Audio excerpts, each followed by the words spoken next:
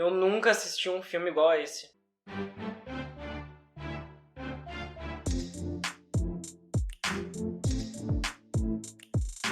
Fala, gurizada, tudo, esse é meu canal. No vídeo de hoje, então, a gente vai trazer o último capítulo daquela saga de vídeos que eu tava fazendo com a minha análise sobre o que eu entendi de cada um dos indicados a melhor filme do Oscar, tá? O 8º vídeo, então, se vocês não assistiram os outros 7, a playlist tá aqui, e talvez eu fale um pouco sobre cada um deles, então eu posso também linkar cada um deles aqui ao longo do vídeo, tá? O filme da vez é Nomadland. Na verdade, Nomadland é uma adaptação de um livro que ficou muito famoso nos Estados Unidos e agora eles trouxeram ele para o cinema. Escrito, dirigido e montado pela mesma pessoa, é muito louco isso. A diretora Chloe Zhao fez tudo isso e, por mais incrível que pareça, esse filme teve um orçamento mínimo de só 5 milhões de dólares. Tudo bem, 5 milhões de dólares parece muito, mas para fazer um filme é praticamente nada. Só o Robert Downey Jr. no último Vingadores ganhou acho que 10 vezes isso, então é muito pouco para Hollywood. O filme conta a história de uma viúva que trabalhou a vida inteira numa empresa e a empresa faliu e ela perdeu o emprego, perdeu o marido e não teve auxílio nenhum do governo depois disso.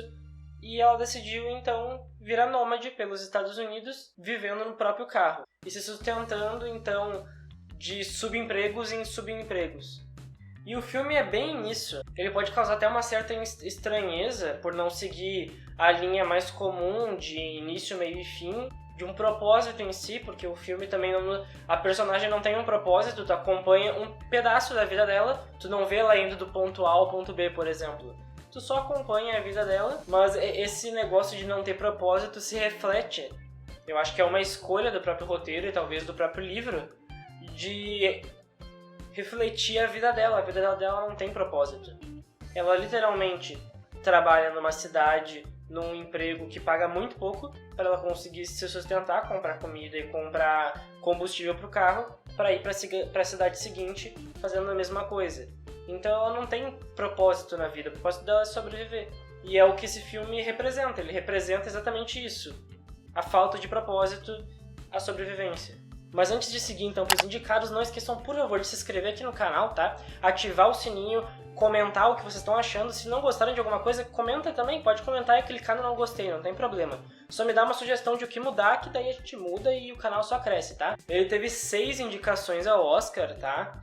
Sendo elas: melhor filme, melhor atriz para Frances McDormand, melhor roteiro adaptado, melhor direção, melhor fotografia e melhor montagem. Vou destrinchar cada um, como nos outros vídeos, começando por montagem, tá? A montagem dele é boa porque ele te deixa bem perdido. Ele começa numa despedida da cidade dela e ao longo dele, ele não te diz nada sobre mudanças de tempo, por exemplo. Tu sabe que ela não tá mais na cidade do nada e que ela tá em outro lugar, e daí tu se liga que passou dias, semanas, meses, tu também não sabe. Tu consegue acompanhar mais ou menos pelo clima, pelas próprias estações do ano, mas isso também fica bem ambíguo, porque uma estação tem o quê? 3 meses?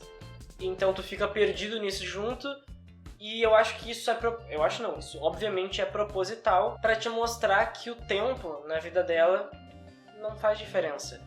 O tempo é só mais uma coisa dentro da vida dela, e é só mais uma coisa no filme, talvez até uma coisa irrelevante. Então eu acho que a montagem é pontual aqui sim, ela funciona pro filme. Se fosse eu pra dar esse Oscar, tá? Eu ainda daria pro filme Meu Pai esse Oscar. Inclusive a gente já fez o review, tá aqui. Eu acho que a montagem do Meu Pai contribui mais pro filme, mesmo sendo bem próxima às montagens desse filme. Mas tem sim forte chance de levar esse Oscar, não vou dizer que não. Quase todas as indicações desse filme são muito justas e contribuem para o filme, então faz sentido elas serem indicadas. A fotografia aqui, ela não só deixa o filme bonito, as cenas do deserto são muito bonitas e tudo mais, mas a forma como ele é gravado ela é diferente. O filme ele usa pessoas reais, nem todo mundo ali é ator, se eu não me engano só a principal e um dos coadjuvantes, mas todas as outras pessoas são pessoas comuns, pessoas que vivem essa vida de nômade mesmo, e o filme ele leva um pouco a fotografia leva um pouco essa parte mais documental. Tem cenas quando as pessoas estão contando um pouco da vida delas, que a câmera, tipo, foca muito na cara da pessoa, e na própria atriz, que é a personagem principal, foca bastante na cara dela, trazendo esse ar mais documental pro filme, tornando ele até um misto de documentário ou mockumentary com um filme real. Então eu acho que a fotografia aqui tem sim uma vantagem por esse fato de ela contribuir para o filme. Eu acho que de todos os indicados, nenhum outro tem uma fotografia assim. Todos os outros seguem mais a fotografia estética, a fotografia de luz e iluminação, e esse usa a parte mais movimentação, acompanha a personagem ao longo de um plano sequência muito grande, caminhando pelo deserto e tudo mais. Então eu acho que aqui talvez ele leve por causa disso, por ele ser diferente dos outros. Os outros são mais estéticos, querendo ou não. Mas eu ainda ressalto o filme Relatos do Mundo, que a fotografia dele eu achei linda, mas esteticamente falando. Roteiro adaptado. Eu não li o livro, eu nem sabia que ele existia, pra falar a verdade pra vocês. Fiquei sabendo só depois do filme. E então eu não posso opinar se ele é muito bem adaptado ou não. Eu vou de novo dizer que meu pai também tem roteiro adaptado, só que é adaptado de uma peça de teatro, e eu fiquei curioso pra querer assistir a peça depois de ver o filme, diferente daqui. Aqui eu não fiquei curioso pra querer ler o livro, por exemplo. No meu pai eu acabo ficando curioso pra tentar saber como que eles fizeram um filme desse jeito, quer dizer, uma peça da forma que é esse filme. Vocês estão dando pra entender? Mas um filme assim no teatro, digamos assim. Como que eles fizeram uma peça desse jeito? Eu não sei se isso é um critério pro Oscar ou não, mas eu acho que quando te instiga a ir pro material original na qual ele foi adaptado, talvez pontos a mais, ou não também. Pra direção agora, eu acho que talvez a Chloe Zhao ela possa levar o Oscar de melhor direção, porque assim como eu falei nos outros vídeos, nenhum dos diretores até então me ressaltaram uma direção muito boa. Mas eu acho que aqui, por um único aspecto, ela pode ter uma vantagem, que é o fato de dirigir... Aliás, são dois aspectos, né? O fato de dirigir pessoas que não são atrizes e dirigir uma atriz no meio de pessoas que não são atores e atrizes. Então eu acho que talvez isso pode trazer o pontinho a mais que vai fazer ela levar essa estatueta. Eu acho que sim, ela pode até ser uma das favoritas para esse Oscar. E daí a gente chega então no Oscar de melhor atriz para Frances McDormand. E cara, no início eu achei uma atuação meio amarga, meio, sei lá, faltando alguma coisa. Mas assim como aconteceu com a... eu não lembro o nome da moça de Bela Vingança, que inclusive eu fiz review, tá aqui. A gente vai acompanhando a vida dela, só que diferente de Bela Vingança, que ela acaba meio que mudando os aspectos dela ao longo do filme, aqui não. Aqui tu acompanha um pedaço da vida de uma pessoa. E tu vê, eu toda hora dizer pra Marina, ela parece uma pessoa real. Não sei, ela podia ser tua professora de matemática, podia ser a senhora da fruteira, podia ser a tua vizinha, ela pode ser qualquer pessoa. Tu não olha pra ela e vê uma atriz num papel. Assim como acontece com o Anthony Hopkins. Tu não vê... Assim também com o Riz Ahmed, do Som do Silêncio, que também tá aqui. É uma atuação tão pura, um negócio tão realista, que foge da própria atuação. É verdade que tu tá vendo na tela. E eu acho que o simples fato... Eu não sei se tem muita maquiagem, mas eu não consigo identificar. Pra mim, quase 100% do filme ela tá sem maquiagem.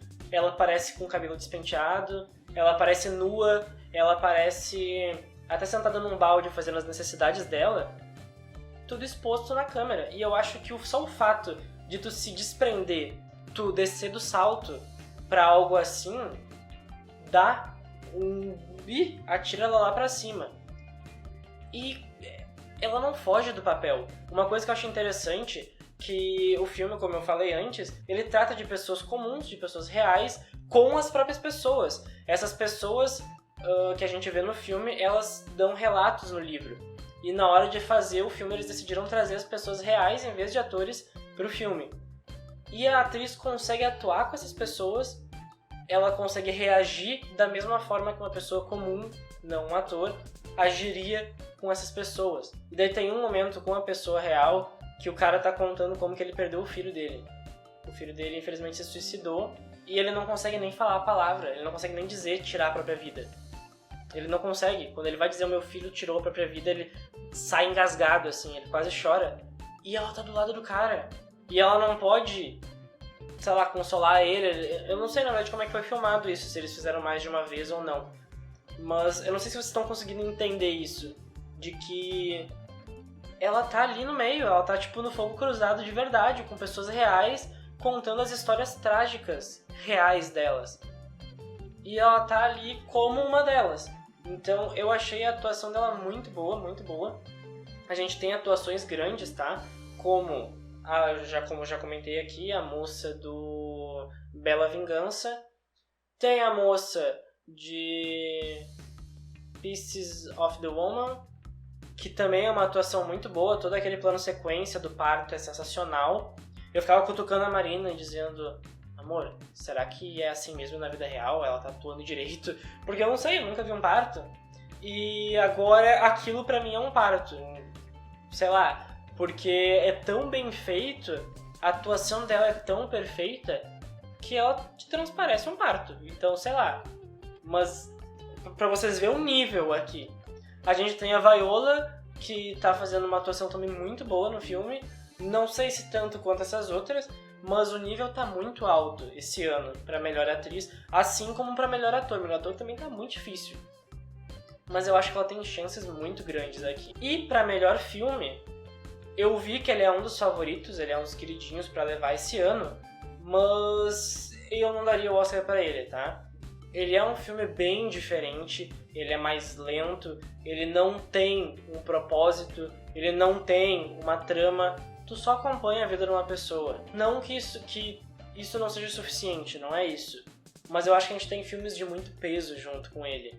Só o próprio Som do Silêncio e O Meu Pai, nossa, são filmes que trazem um peso, que trazem outro realismo. Então, sei lá, pode levar, não digo que não, mas eu ainda, se eu fosse a pessoa que escolhe, ia pra um desses outros dois. Mas ele, pra mim, Nomadland pode sim ficar em terceiro, quarto lugar aí. E tudo isso então acaba criando um filme incomum, melancólico e atípico. A nossa saga comentando todos os filmes do Oscar chega ao final aqui, tá? Mas não é o último vídeo. É o último vídeo falando sobre os filmes especificamente, mas não é o último vídeo da saga, na verdade. A gente vai ter um vídeo ainda amanhã com as minhas apostas e talvez amanhã a gente ainda tenha mais uma surpresa pra vocês, tá? É isso aí, pessoal. Acompanha aqui o canal, não esquece de se inscrever, ativar o sininho. Um abraço e tchau!